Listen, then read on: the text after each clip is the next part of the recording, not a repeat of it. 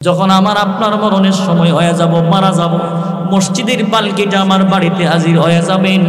আমারে সব সময় কিন্তু মানুষ আদর যত্ন করত, ওই দিনও একটা আদর করবেন। এই আদর জীবনে আর কোনোদিন করবে না। আমার শেষ বিদায় দিয়ে দিবেন। আমার আপনার বাড়ির কর্নারে এমন একটা পাতলা সামিয়ানা দিয়া গোসলখানা বানানো হবে। আরে যে গোসলখানায় শুধু আমারে গোসল দিবে না, আর কাউরে দিবে না।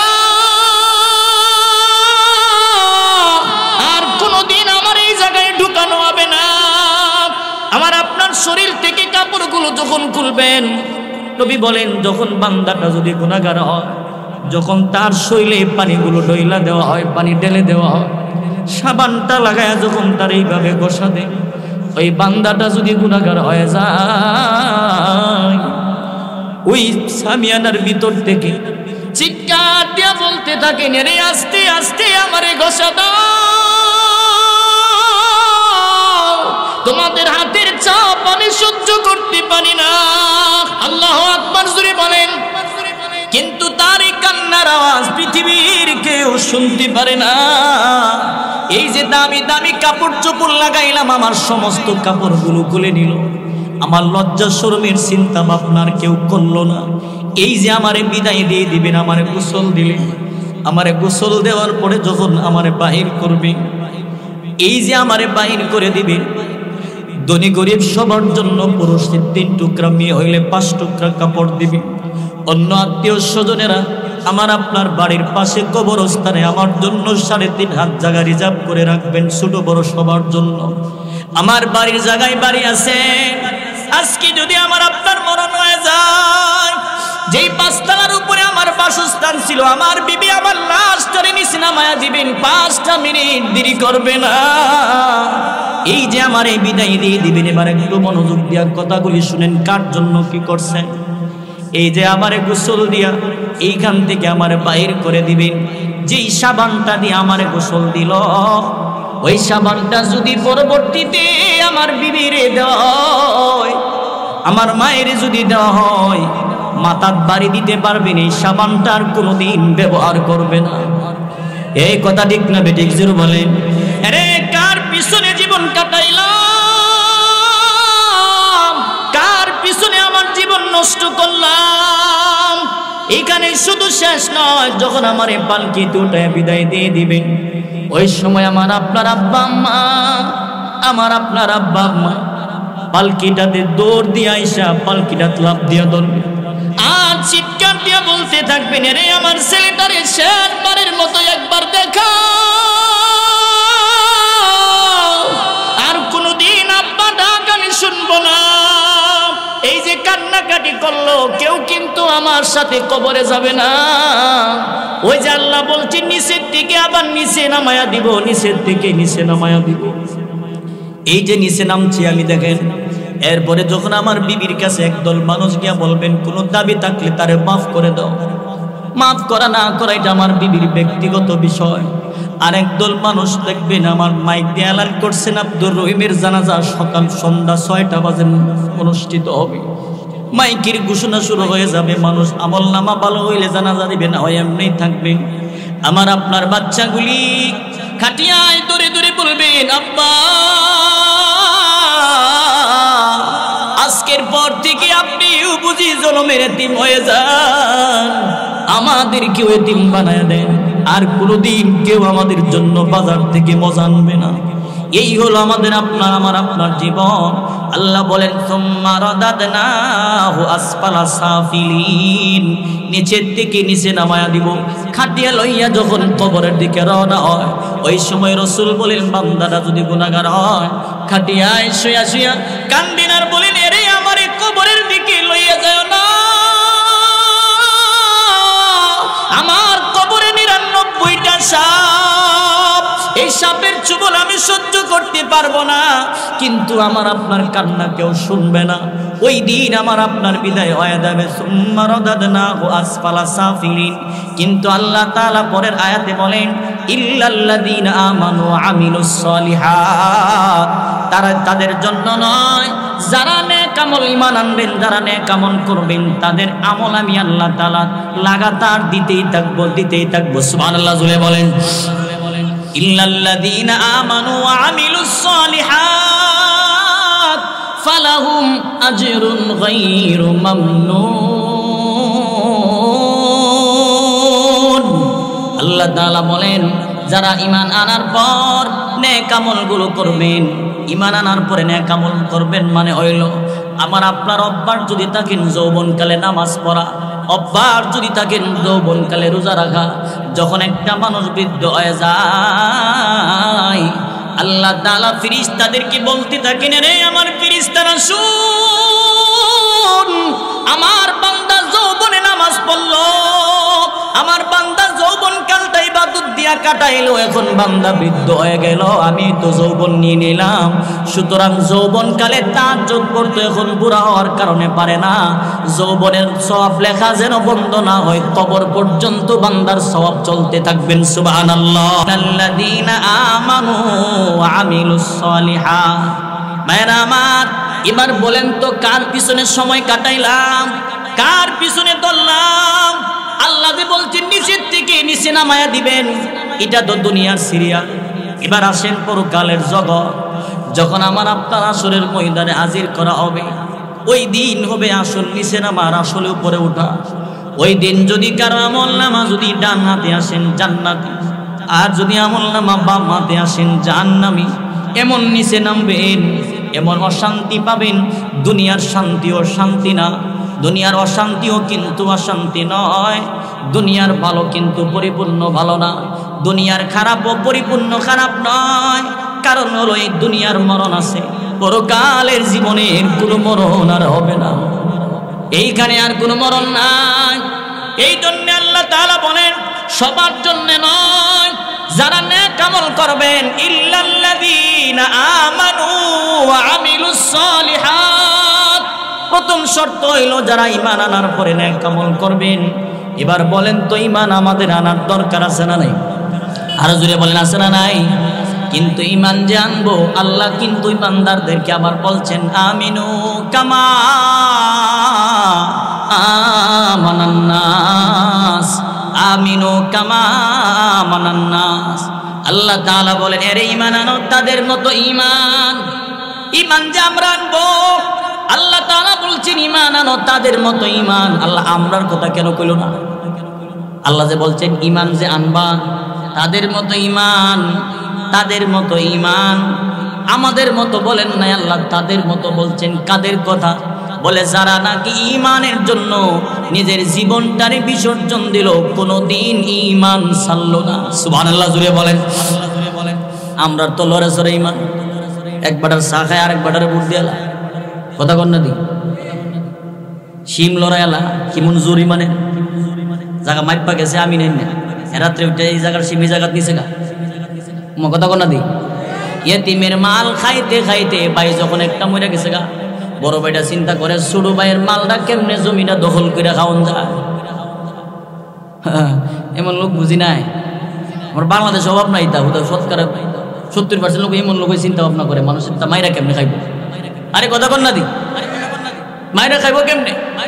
এতিমের মাল খাইছে। আল্লাহ বলেন ইন্নাল্লাযীনা ইয়াকুলুনা আমওয়ালাল ইয়াতামা যুলমান ইন্নামা ইয়াকুলুনা ফী বুতুনিহিম নারা।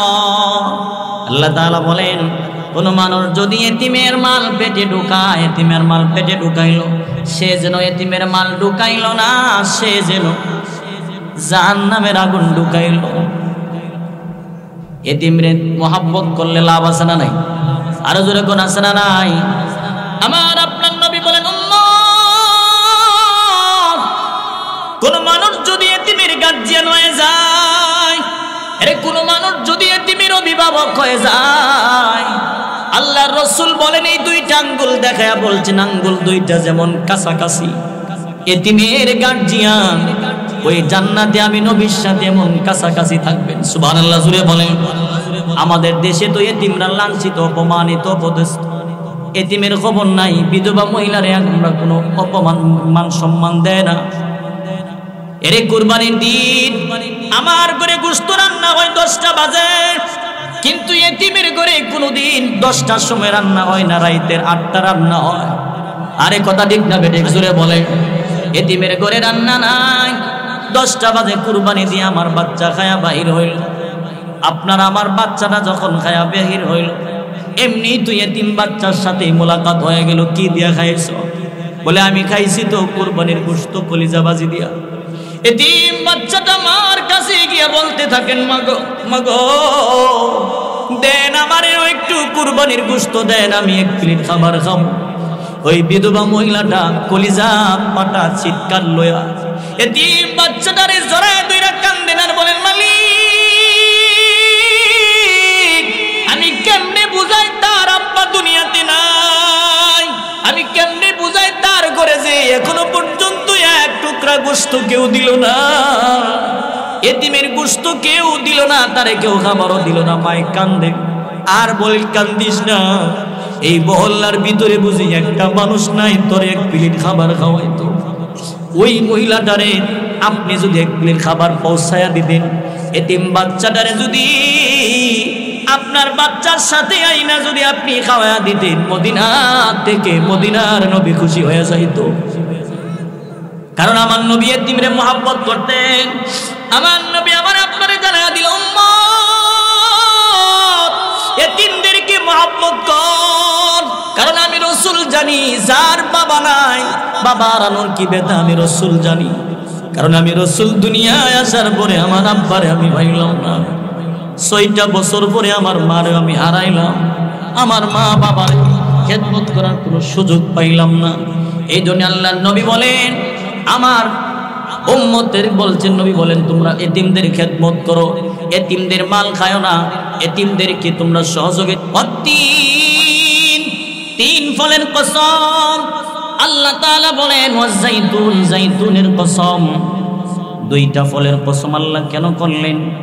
তাম দুনিয়ার জমিনে যত ফল মানুষের দ্বারা উৎপন্ন হয়, এর মধ্যে সর্বশ্রেষ্ঠ 2টা ফলের নাম হলো তিন আর ওয়াজাইতুন। সুবহানাল্লাহ। 3 মানে শুকনা ফল। এই যত শুকনা জাতীয় যত ফল আছেন মানুষ উৎপাদন করেন, সমস্ত ফলের সর্দারের নাম হলো 3 ফল। সমস্ত ফলের নাম হলো 3 ফল, সর্দারের নাম। বিভিন্ন ডাক্তারের ওষুধ খাওয়া লাগবে না, বিভিন্ন রকমের ওষুধ আপনার লাগবে না, নিয়মিত 3 ফল খাবেন, আপনার যৌবন কোনোদিন নষ্ট হবে না। সুবহানাল্লাহ জোরে বলেন। 3 ফল খান। এরপরে ওয়াজাইতুন, জাইতুন আমার আপনার নবী নিজে ব্যবহার করতেন, খাইতেন, রুটি দিয়ে জাইতুনের তেল খাইতেন। জাইতুনের তেল আমার আপনার নবী খাইতেন। হাদিস শরীফে আসেন, কোনো মানুষ যদি নিয়মিত জাইতুনের তেল ব্যবহার করে এবং পান করেন, তার শরীরের গিলিস কোনোদিন নষ্ট হবে না, তার স্কিন কোনোদিন নষ্ট হবে না। জোরে বলেন সুবহানাল্লাহ। 1 নম্বরে 3। এরপরে আল্লাহ বলেন ওয়াজাইতুন, 2টা ফলের কসম। 3 নম্বরে আল্লাহ তাআলা বলেন ওয়াতুরি সিনিন ওয়া হাদাল বালাদিল আমিন। 2টা ফলের কসম করছেন, দামি 2টা ফল। এরপরে আল্লাহ কসম করছেন 2টা জায়গার কসম। 2টা জায়গাও পৃথিবীর সর্বশ্রেষ্ঠ জায়গা। সুবহানাল্লাহ জুড়ে বলেন। ওয়াতুরি সিনিন, এই দুনিয়ার জমিনে যত জায়গা আছেন, এক একটা জায়গার পজিশন অনুযায়ী জায়গার দাম কিন্তু বেড়ে যায়। এইখানে জায়গার দাম যেমন বাজারের কাছাকাছি জায়গার দাম আর একটু বেশি হয়। মসজিদের জায়গার দাম যেমন সম্মান, বারিন্দার জায়গা কিন্তু আর একটু কম। বারিন্দা অনুযায়ী মসজিদের ভিতরের জায়গার একটু সম্মান বেশি হয়। এই কথা ঠিক না বেঠিক? জোরে বলেন। আল্লাহ তাআলা একটা পাহাড়ের কসম করছেন, তুরে সাইনা পাহাড়, যে পাহাড়ের মধ্যে দাঁড়াইয়া আল্লাহর নবী হযরতে মুসা কালিমুল্লাহ রবের সাথে কথা বলতেন। সুবহানাল্লাহ জোরে বলেন। আমার আল্লাহ তাআলা মুসা নবীর সাথে সাক্ষাৎ করতেন। এই জন্য পাহাড়ের কসম, তোর পাহাড়ের কসম আল্লাহ করছেন। এরপরে আল্লাহ তাআলা বলেন ওয়াদাল বালাদিল আমিন। এরপরে একটা শহরের কসম করছেন। কোন শহর? এটা আমার আপনার বাংলাদেশের মতো শহর নয়, আমাদের আশুগঞ্জ ব্রাহ্মণবাড়িয়া জেলার মতো শহর নয়। তামাম বিশ্বের সর্বশ্রেষ্ঠ শহরের নাম হলো মক্কার শহর। সুবহানাল্লাহ জোরে বলেন। তামাম বিশ্বের সমস্ত শহরের নাম হলো মক্কা শহর। সর্বশ্রেষ্ঠ দামি শহরের নাম হলো মক্কা শহর। যেই শহরের মাঝখানে আল্লাহ একটা ঘর বানাইছেন যেটার নাম বাইতুল্লাহ খানায়ে কাবা। এই ঘরের সামনে একটা পাথর আল্লাহ রাখছেন, যেই পাথরে আজি সাহেবরা চুমা দেওয়ার জন্য লক্ষ লক্ষ কোটি কোটি টাকা খরচ করে যায়। এই কথা ঠিক না বেঠিক জোরে বলেন। এরে যেই বাইতুল্লাহর দিকে তাকাইলে বান্দার দিনটা আল্লাহ নরম বানায়া দেন, যেই পাহাড়ে চুমা দিলে বান্দার গুনাহ মাফ হয়ে যায়। আল্লাহ তাআলা সেই মক্কা নগরীর কসম, ওই মক্কার কসম আল্লাহ করছেন যেই মক্কা নগরীতে আমার আপনার নবীর জন্ম হয়েছে, যেই মক্কার জন্মভূমি আমার নবীর জন্মভূমি। আল্লাহ তাআলা দামি জায়গার কসম করছেন, আমরা যেমন দামি আল্লাহ তাআলা কসমও করছেন দামি। সুবহানাল্লাহ জোরে বলেন। এটা কিন্তু আমাদেরও তবিয়ত, কোনো মানুষ কিন্তু কম দামি জিনিসের কসম জীবনেও করে না। কি বলেন? কম দামি কসম করে? কি গো ভাবি, তোমার ঘরের সামনে দেখলাম মুরগিটা নাইছি। না আমি তো দেখছি না। ভালো করে রাখো, আমার বাচ্চাটা ধরে খুশি কথা কন্যা দি, আমার জিটার মাথার ধরে খুশি। কোনো কোনো সময় জামাই আর বউ কথা কাটাকাটি লাগলে কি গো আমার বড় বড় শোনাই কি দইছি, আমি তো জানি না, একটু ভালো করে কস না, আমি তোমার মাথার ধরে খুশি। এই বেটি তুমি বেটার মাথার ধরো কিলগা, তোমার মাথা দেনা ধরবা। বেটি বুঝায় আমি আমার জানের চাইতে আমার জামাইরে বেশি মহব্বত করি। কথা ঠিক না বেটি? কম দামি জিনিসের কসম কেউ কোনোদিন করে না। জীবনে শুনছেন নিজে আমার জুতার কসম এরকম করছে কেউ, বালতির কসম করছে কেউ, দামি কসম করছেন আল্লাহ কসম করছেন চারটা। জোরে বলেন কয়টা? চারটা কসম করে আল্লাহ তাআলা বলেন লাকাদ খালাকনাল ইনসানা ফি আহসানি তাকওয়িম।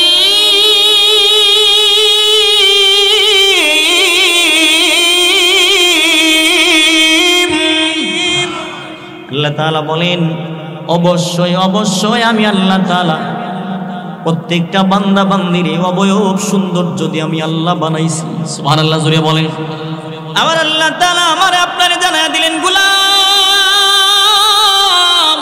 আমি রব তোরে অনেক সুন্দর করে বানাইলাম।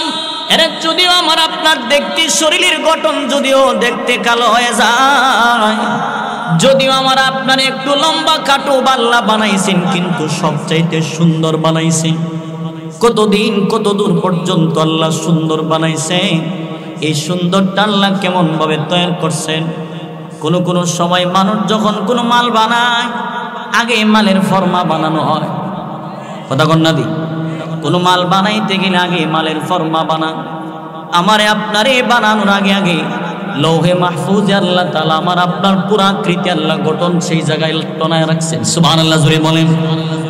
আমার আব্বা আর আমার আম্মা, আমার আপনার আব্বা আম্মা দুইজনের মিলিত অবস্থায় যখন বাবার শরীর থেকে নির্গত হয় এক ফোঁটা নাপাক পানি যখন মায়ের রেহেমের ভিতরে ঢুইকা যায়, ওই জায়গার ভিতরে আল্লাহ তাআলা ফেরেশতা নিযুক্ত করে রাখছেন। ওই ফেরেশতারা নাপাক পানিটা ফেরেশতাদের হাতের তালুতে লইয়া ডাক দিয়া বলতে থাকেন মালিক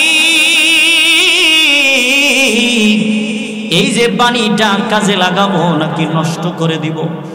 আল্লাহ যদি বলেন কাজে লাগাও তখন ওই পানিটা আল্লাহ ফেরেশতারা কাজে লাগায় দেন। আর যদি বলেন নষ্ট করে দাও তখন ফেরেশতারা নষ্ট করে দেন। কিন্তু যখন বলেন আল্লাহ কাজে লাগাবো, কোন কাজে লাগাবো? এটা নারী হবে না পুরুষ হবে, ছেলে না মেয়ে হবে? আল্লাহ যদি বলেন ছেলে তখন ছেলে হয়ে যায়, আর যদি বলেন মেয়ে তখন মেয়ে হয়ে যায়। কিন্তু ফেরেশতারা বলতে থাকেন আল্লাহ এর মালিক যদি বান্দাটারে ছেলে বানায় তাহলে তার চেহারার সুরতটা কেমন হবে, আকৃতিটা কেমন হবে? আল্লাহ তাআলা বলেন আমারে বলার দরকার নাই, লৌহে মাহফুজে বান্দা আকৃতিটা দেওয়া আছে, দেখে দেখে সুন্দর করে তুমি বানায় নাও। আর জোরে কন্যা সুবহানাল্লাহ। যারা টেইলারি কাজ করেন দেখবেন টেইলারে মাপ দেয়, মাপের কাগজটা সামনে নিয়ে তখন সে দেখে কত ইঞ্চি কোন জায়গায় কি কাটা না আছে না নাই। কথা কন্যা দি এইভাবে কাগজটা দেখে দেখে যখন বান্দা কাপড় সেলাই করেন, ফেরেশতারা লৌহে মাহফুজে দেখে দেখে আমারে আপনারে ফেরেশতারা গঠন করছেন, হাত বানাইছেন, পা বানাইছেন। কিন্তু আশ্চর্যের বিষয় হলো, যখন আল্লাহ তাআলার ফেরেশতারা আমার আপনার চেহারাটা বানাইতে যান, আমার আল্লাহ তাআলা ডাক দিয়ে বলতে থাকেন, সাবধান, আমার বান্দার চেহারাতে তোমরা হাত লাগাইবা না। আরে আমার এই বান্দার চেহারাটা আমি আল্লাহর কুদরতি হাত দিয়া বানাইতে চাই। আল্লাহু আকবার, জোরে বলেন। আল্লাহ তাআলা ফেরেশতাদেরকে বলতে থাকেন, বান্দার চেহারাটা তোমরা বানাইবা না, চেহারার মধ্যে তোমরা হাত লাগাইবা না। কারণ হলো আমার এই বান্দার চেহারাটা আমি রবের কুদরতি হাত দিয়ে বানাইতে চাই। কারণ হলো এই চেহারাটার ভিতরে দামি একটা জবান আমি আল্লাহ দিলাম, দামি একটা কপাল দিলাম। এই কপাল দিয়া বান্দা আমি আল্লাহর সাজদা দিবেন, জবান দিয়ে আমি আল্লাহর গুণকীর্তন গাইব, আমি আল্লাহরে ডাক দিবেন, আমি রব তারে সাথে সাথে আমার বান্দারে মাফ করে দিব। সুবহানাল্লাহ। আমার আল্লাহ তাআলা আমারে আপনারে জানায়া দিলেন, গোলাম আমি রব তোরে কত সুন্দর করে বানাইলাম। আমারে আপনারে আল্লাহ বানাইতে গিয়া, এরে তামাম দুনিয়াটা বানাইতে গিয়া আল্লাহ 6টা দিন সময় লাগায়া বানাইলেন। তামাম দুনিয়াটা আল্লাহ বানাইছেন 6 দিন সময় লাগায়া, কিন্তু আমারে আপনারে বানাইতে গিয়া আল্লাহ তাআলা কম বেশি 10টা মাস সময় লাগাইছেন। আল্লাহু আকবার, জোরে বলেন। কম বেশি 10টা মাস আল্লাহ সময় লাগাইছেন। এই 10টা মাস সময় লাগায় আল্লাহ তাআলা আমারে আপনারে বানাইছেন। কেমন জায়গায় আমারে আপনারে আল্লাহ তাআলা প্যাকেট করে রাখছেন, কেমন জায়গা থেকে বাইর করছেন। আল্লাহ বলেন, ওয়াল্লাহু আখরাজাকুম মিন বুতুনি উম্মাহাতিকুম। আমার আল্লাহ তাআলা আমারে আপনারে জানায় দিল, গোলাম দুনিয়ার কোন ফিরিস্তি কি তোমারে বাইর করলাম না, দুনিয়ার কোন গোডাউন থেকে তোমার বাইর করি নাই, তোরে এমন একটা জগৎ থেকে আমি আল্লাহ বাইর করলাম, তোমার মায়ের পেটের ভিতর থেকে আমি আল্লাহ বাইর করছি। আল্লাহ এখানে বুঝাই দিলেন কেমনে তোরে বাইর করলাম, কেমনে রাখলাম, একটু চিন্তা করছো তুই? আল্লাহু আকবার, জোরে বলেন। মায়ের পেটের ভিতরে ছিলাম। এবার বলেন তো কোন দিন আমার আপনার বাবা, আমার আপনার আম্মায় কোন দিন আমারে মায়ের পেটের ভিতরে আমারে খাবার দিছে? কে আছেন বলতে পারবেন? না, কেউ তো কোনোদিন আমারে আপনারে খাবার দিল না। আমার আল্লাহ তাআলা ডাক দিয়া বলেন, গোলাম আমি রব তোরে এমন ভাবে খাবার খাওয়াইলাম, দুনিয়ার কোনো মানুষ তোরে খাবার দিল না, আমি রব তোরে খাবার খাওয়াইলাম। এই খাবার খাওয়ানোর পরে আল্লাহ তাআলা আমার বাইর করছেন। এমন সুন্দর চেহারাটাতে আল্লাহ তাআলা নিজে কুদরতি হাত ব্যবহার করছেন। সুবহানাল্লাহ বলেন।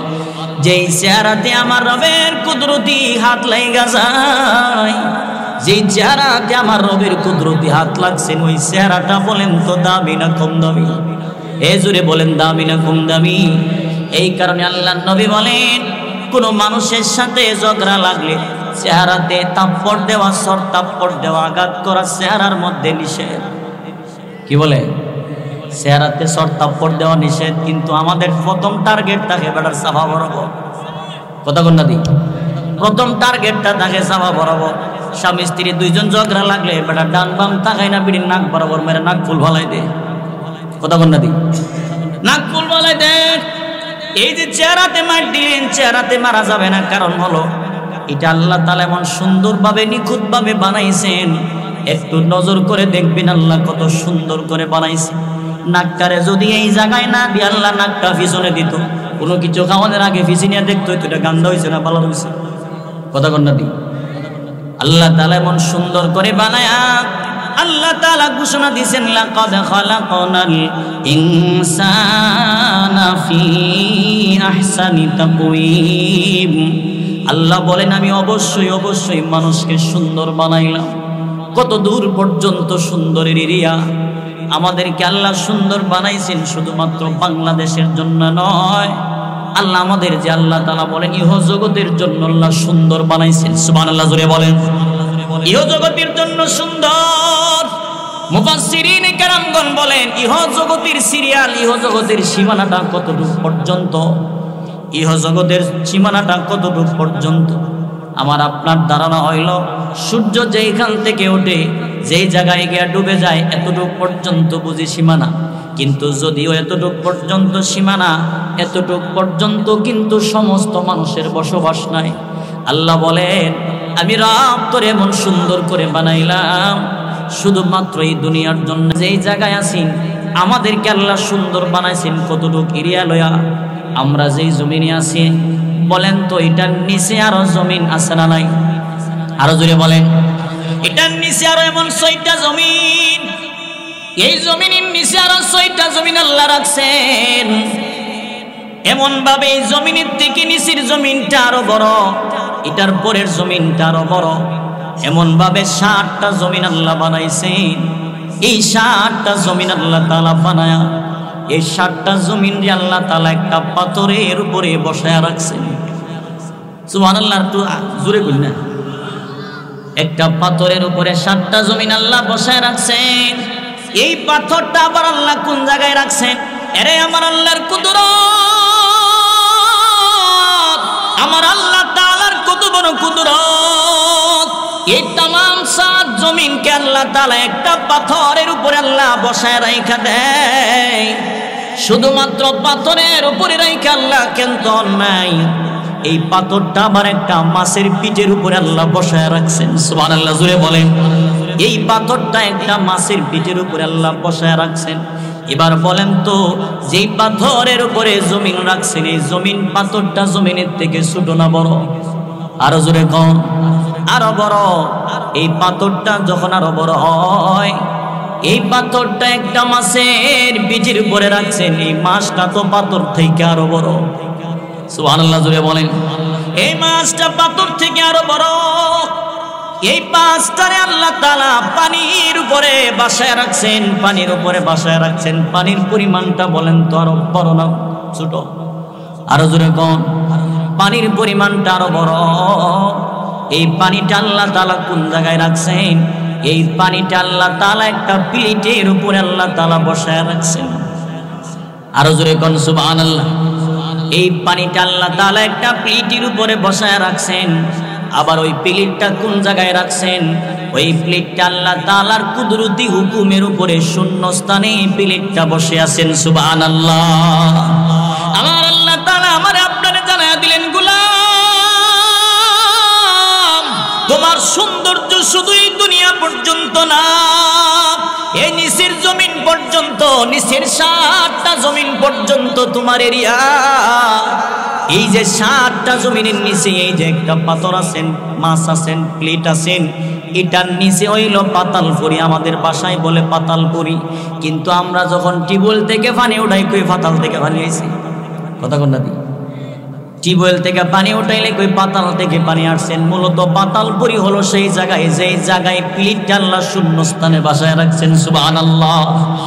এই নিচের জমিনের গভীরতা কতটুকু, এই জমিনের গভীরতা কতটুকু পৃথিবীর কোনো বৈজ্ঞানিক আবিষ্কার করতে পারল না।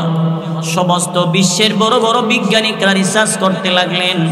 একবার নিচে যাওয়া শুরু করলেন, 6 মাইল পর্যন্ত নিচে গেলেন। এরপরে গিয়ে দেখলেন বিশাল বড় একটা পাথরের খণ্ড পাওয়া যায়। 6 মাইল যখন নিচে গেলেন, পাথরের খণ্ড যখন কাটা শুরু করলো, দেখলো এই পাথর কোনোদিন কাটা সম্ভব হবে না, পাথরের ভিতর থেকে আগুন বাহির হয়ে যায়। আল্লাহু আকবার, জোরে বলে। আল্লাহ তাআলা বুঝাই দিলেন, আমি আল্লাহ যা বানাইলাম এই দুনিয়া ধ্বংস করার ক্ষমতা কারো নাই। আমি আল্লাহ যারে বানাইলাম, আমি আল্লাহ যা বানাইলাম পৃথিবীর কোনো মানুষের এই কন্টন করার শক্তি নাই। এই কারণে এটা হলো আমাদের নিচের এরিয়া। এবার আসেন তো উপরে আমাদের এরিয়া আছে না নাই? অসুবিধা হইতেছে? এবার বলেন তো উপরে আমাদের এরিয়া আছে না নাই? আল্লাহ তাআলা বলেন এরিয়া উপরে কতটুকু পর্যন্ত? এই যে আমাদের সামনে দেখা যায় মাথার উপরে একটা আসমান আছেন, এই আসমানটা কতটুকু? বিজ্ঞানিকের হিসাবে প্রথম আসমানটা হইল 500 বছরের রাস্তা। সুবহানাল্লাহ, জোরে বলেন। 500 বছরের রাস্তা। এই 500 বছরের রাস্তা পরিমাণ এই দূরত্ব প্রথম আসমানে এই প্রথম আসমানটা আবার এমন মোটা, 500 বছর রাস্তা পরিমাণ এক একটা আসমান এমন মোটা। আল্লাহ তাআলা প্রথম আসমানটা বানাইছেন স্থির পানি দ্বারা। প্রথম আসমান আল্লাহ বানাইছেন। বলেন তো আসমান কয়টা? কয়টা? আরো জোরে বলেন। 7টা আসমান। বিশ্বাস হয়নি? আরো জোরে কোন। কিছু কিছু বেঈমান আছেন, কিছু কিছু বুদ্ধিজীবী আছেন, নাস্তিক বেঈমান আছেন, বলে আমরা যেটা দেখছি না এটা বিশ্বাস করি না, যেটা দেখছি না বিশ্বাস করি না। শুধু মুখে তো বড় কথা কোন লাগে। আমাদের এক মুরব্বীরে প্রশ্ন করছি, হুজুর আপনি যে বলছেন 7 আসমান আছে, আমরা না দীক্ষা তো বিশ্বাস করি না। হুজুর বলছে বালা কথা কইছ, তুই তো বালা কথা কইছ, তাহলে এবার ক তোর আব্বা চিনি কো আছে, নাম কি থাকো? আব্দুল কুদ্দুস। তো এই বেটা যে তোর আব্বা তুই কেমনে জানোস? তুই তো দেখছ না। কথা কন না দি। কথায় আছে যেমন কুকুর তেমন মগুর দেওয়া লাগে। এই কথা ঠিক না ঠিক জুড়ে বলে। আমাদের দেশে কিছু মানুষ আছেন আলেমদেরকে দেখলে মনে হয় ব্যাগ কলিতা বুঝে কিস্তা বুঝে না। কথা কন না দি। বিষয়টা এমন না। আলেমরা যদিও জুব্বা জাব্বা লাগায় থাকে, বেশভূষ দাড়ি মুছ লাগায় রাখে, মনে কইরো না ব্যাকল। তোমাদের বুদ্ধি যেখান থেকে শেষ, আলেমদের বুদ্ধি এখান থেকে শুরু। আরে কথা ঠিক না ঠিক জুড়ে বলে। আমাদের ব্রাহ্মণবাড়িয়ার ফখরে বাঙ্গাল তাজুল ইসলাম রহমাতুল্লাহ আলাইহির নাম শুনছিনি আমরা? ব্রাহ্মণবাড়িয়ার ফখরে বাঙ্গাল তাজুল ইসলাম রহমাতুল্লাহ আলাইহি, ওনার সাথে হিন্দু লোকের দেখা হইল। একটা কিতাব আছেন, এক মনীষীর গল্প। উনি কিতাবের মধ্যে হুজুরের একটা ঘটনা আনছেন। হুজুর কুমিল্লা যাবেন, তখনকার সময়ে তো মানুষগুলো পানিপথে যাইতেন। যেই মাত্র নৌকাতে উঠছেন, হুজুরের খাদেমে উঠছেন, এমনি এক হিন্দু লোক হুজুরে জিজ্ঞেস করে, হুজুর আপনাদের ব্রাহ্মণবাড়িয়াতে একজন বড় হুজুর আছে, নাম হইল ফখরে বাঙ্গাল, ওনারা আপনি চিনেননি? বলে কি কোন কোন? ওনার সাথে আমার একটা প্রশ্ন ছিল। আমারই কোন না, এটা আসলে বলে তো হুজুরে চিন্তাছে না, আমারই কোন। মাঝে মধ্যে মনে ফেস লাগে তো। আমি মাঝে মধ্যে মাহফিলে গেলে আমার হুজুর সরেন সরেন আব্দুর রহিম সাহেব আইতাছে, কেডা আইতাছে? আব্দুর রহিম বলে আইতাছে। আমি তুই কস কি দিতা? একদিন আমি গেছি মাহফিলে, আমি যখন গাড়ির থেকে নামছি, আমার কম নাকি হুজুরের সাথে আসি না। আমি কি আয় হুজুরের সাথে এসি কিতা করুন বেড়া তার জুতের মধ্যে না বেশি একটা গেছি। মুন্সিগঞ্জ মাহফিল, শ্রীনগর, এখানে যখন মাহফিল গেছি, আমার সাথে আরো 2 জন আমার বন্ধু বান্ধব আছে। আমি নামার আগে হেরা 2 জন নামছে। যেই মাত্র হেরা নামছে, হেরারে কত সুন্দর করে আদার অপন করে নিতেছে, মুর্শিদও নিচ্ছে। এখন আমি তো বুঝে লেছি না রে, এই বক্তা তো আমার মনে করতেছে না। যেই মাত্র গেছে মসজিদে গিয়া ঢুকছে, আমি বরাবর ঢুকে গিয়া নামাজ পড়ছি না, নামাজ পড়তেছি। আর হে গিয়া ওইলা গিয়া বক্তার জায়গা গিয়া বসে সুন্দর করে সাবদর মধ্যে দিয়ে হাত বাড়াইতে কত আফেল আঙ্গুর খাওয়াইতেছে রে, আমার কপাল পুরা। আমি দূরে বই রয়েছি, আর দিলে দে না দিলে নাই। এখন খানার যাইতো, খানা খাইতে যাইতো, পরে আমি কইতেছি কেউ কন্যা ড্রাইভারটারে গেল।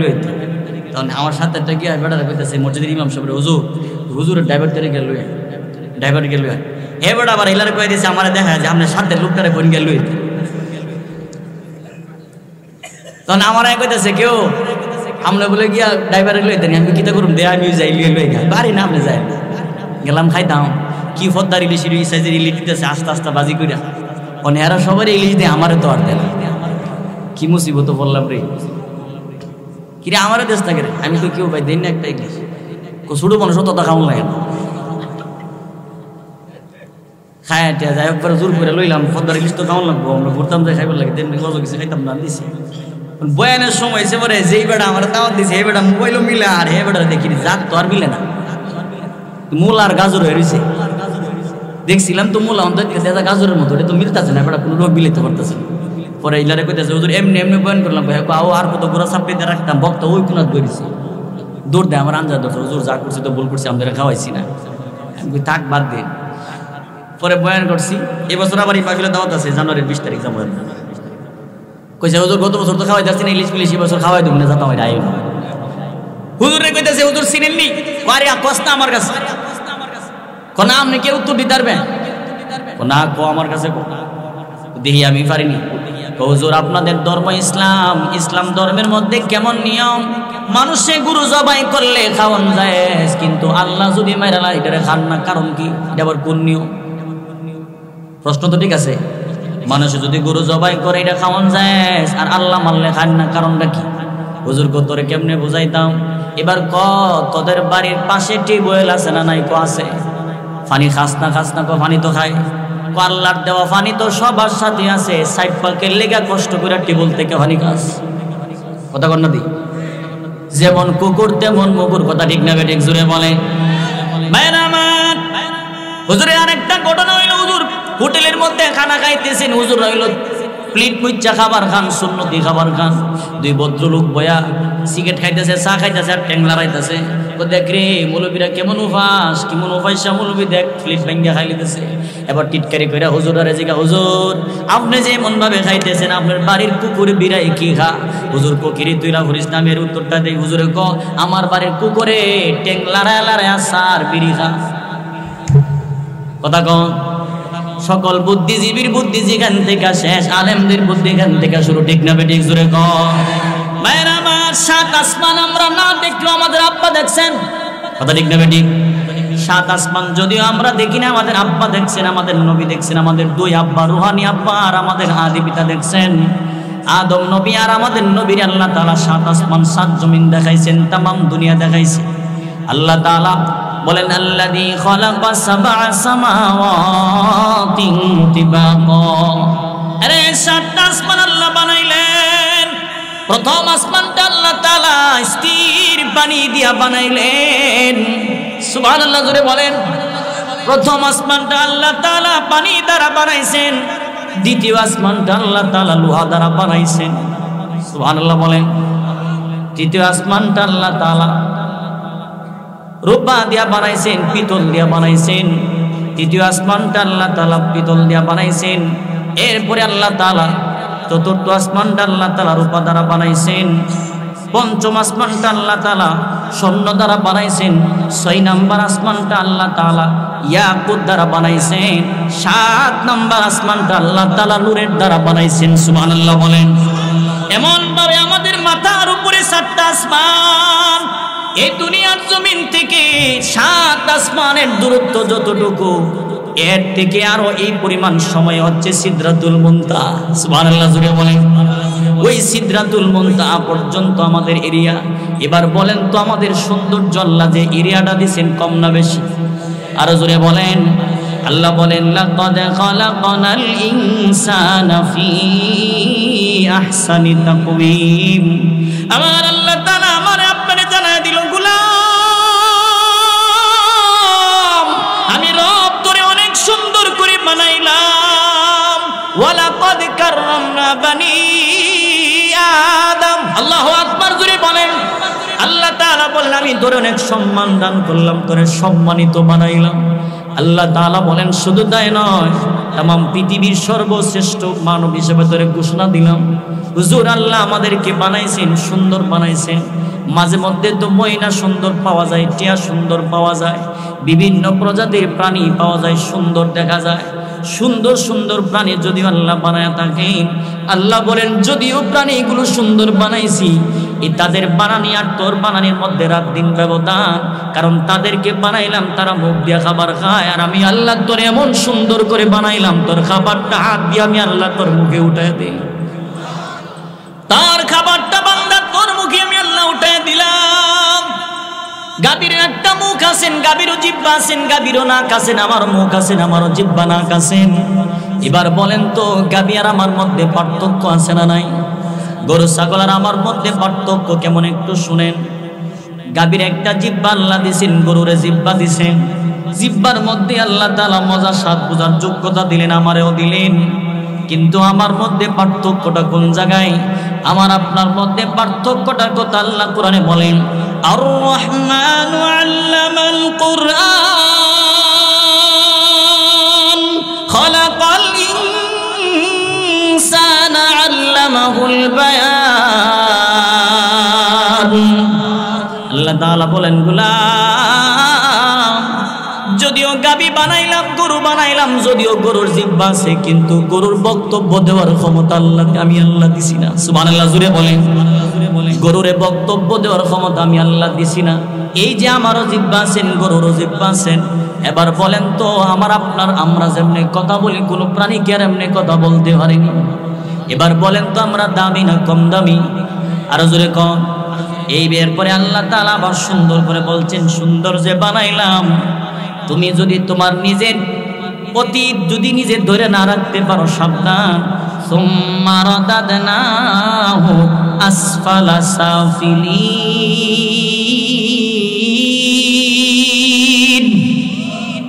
আবার আল্লাহ তাআলা বলেন, আরে যে মানুষটারে সুন্দর বানাইলাম, দামি বানাইলাম, যে মানুষটারে এত সুন্দর বানাইলাম, দামি বানাইলাম, তবে তুমি যদি তোমার নিজের অস্তিত্ব ধরে রাখতে না পারো, তাহলে কিন্তু আবার আল্লাহ বলেন, আমি নিচের থেকে নিচে নামায়া দিব। নিচের থেকে নিচে নামায়া দিব মানে এটার অনেকগুলো ব্যাখ্যা আছে। এক নাম্বার, মনে করেন জন্মের সময় কিন্তু আমি দুর্বল ছিলাম। কথা কন, জন্মের পরে আমি দুর্বল ছিলাম, মাঝখানে আমি আবার সবল, আমার শক্তির কোনো অভাব নাই, বাহাদুরের অভাব নাই। কিন্তু যেদিন আবার সাকরাত আরম্ভ হয়ে যায়, সেই দিন কিন্তু অনেক দুর্বল আমি হয়ে যায়। কথা ঠিক না বেটি? মরণের সময় যখন হয়ে যায়, এরে বাড়ির জায়গায় বাড়ি থাকেন, আমার সাথে কেউ কবরে যাবে না, আমারে আর কেউ পাহারা দিয়ে রাখতে পারবে না। আমার বাড়ির জায়গায় বাড়ি থাকবেন, গাড়ির জায়গায় গাড়ি থাকবেন, আজরাইল কোন দিক দিয়ে আসেন কেউ কোনোদিন টের পাইল না। মাঝখানে কত বাহাদুরি আর কত বীরত্ব দেখাইলাম, বলেন তো আমি দুর্বল না সবল হইলাম? আরো জোরে বলেন। দুর্বল, আমি অনেক দুর্বল হয়ে গেলাম। দুর্বল আল্লাহ বলেন নিচের থেকে নিচে নামায়া দিব। এই কারণে কোন আয়াতে আল্লাহ তাআলা বলেন, ওয়ায়াকুলুল কাফিরু ইয়া লাইতানি কুনতু তুরাবা। ওই দিন মানুষগুলো আফসোস করে বলতে থাকবেন, পুরা কপাল, দুনিয়ার জমিনে মানুষটা হইয়া যদি মাটি হইতাম, তাহলে তো আর কোনোদিন আমারে জাহান্নামের আগুনে ফালানো লাগতো না, আমারে কোনোদিন ফেরেশতারা আযাব দিত না, কষ্ট দিত না। মানুষে যেমন দামি বানাইছেন, আবার নিচে নামায়া দিয়েছেন, যদি মানুষ নিজের অস্তিত্ব ধরে রাখতে না পারে। আল্লাহ বলেন, সুম্মা রাদাদনাহু আসফালা সাফিলিন, নিচের থেকে কিন্তু নিচে নামায়া দিব। আসলে কি কত মানুষ আমাদের থেকে বিদায় হইতেছে, কি হইতেছে না? আর জুড়ে বলেন। বাড়ির জায়গায় তো বাড়ি আছেন, গাড়ির জায়গায় গাড়ি আছেন, আমি নাই। আমরা যারা আছি, আমরাও একদিন থাকবো না। কিন্তু আমরা যে থাকবো না, আমাদের স্বভাব দেখলে মনে হয় সকলের ভিতরে একটা কল্পনা জল্পনা, 2 বছরের ভিতরে এইটা করব, 5 বছরের ভিতরে এই করব, 3 বছরের ভিতরে এই করব, 2 মাসের ভিতরে এই করব। কেউ কেউ আবার সিদ্ধান্ত নিছে আগামীকালে এই কাজটা করব। কথা কন না দি? এই যে আপনি সিদ্ধান্ত নিলেন, বলেন তো আগামীকাল পর্যন্ত আপনি বেঁচে থাকবেন কোনো গ্যারান্টি আসেনি? আরো জোরে কম। আজকে রাত্রে মরণ হইতে পারিনি। আরো জোরে কম। আজকে যদি আজরাইল আসে, আজরাইল দিয়ে ফিরে দেন যাবো। কথা কন না দি?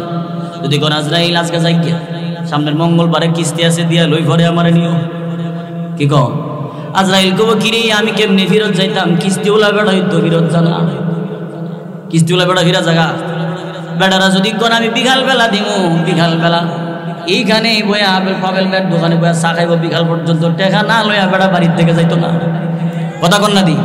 আর কিস্তিওয়ালা বেড়াইন তেমন সুযোগ সুবিধা দিছে, আপনার মা চাষিরে টেকার লোক দিয়া ঘর থেকে বাইর করছে। ওমা কথা কন না দি? এমন সুবিধা দিছে, বেড়াইন গেলে কিস্তি দেয় না, বিডিন গেলে নগদ। ওমা গো, আপনাদের এখানে মনে মনে কিস্তি কুস্তি নাই, মনে সব মনে বাজিত বুঝতে মতো আল্লাহ বেড়া বিডিন আলাদা রাখছে এখানে। হ্যাঁ, কি কোন কিস্তিওয়ালা নাই আয় না? এমন কোনো বান নাই যে এবারে কিস্তি নাই, কি কম? এমন কোনো বান নাই, কিস্তিওয়ালা বেড়াইতে কেমন সুবিধা দিছে। ওটা নয়া ডাক মানে, কি গো সুইটি ভাবি, কি গো ফল্লা ভাবি, তল্লা ভাবি, যত ভাবির নাম জানে, কোনো বাইসাবের নাম ভালো করে জানে না। আরে কথা ঠিক না বেটি? জুড়ে কম। যেই মাত্র ভাবিরি ভাবি কইয়া ডাক মারে, উড়ানো খারে, কি গো ভাবি, সুইটি ভাবি আপনারা টেকাটা লইয়েন। সুইটি ভাবির যখন ডাকটা মারে, ডাকের সুরে ভাবির লিটু দিল্লি বৃষ্টি করতে এমনি জায়গা।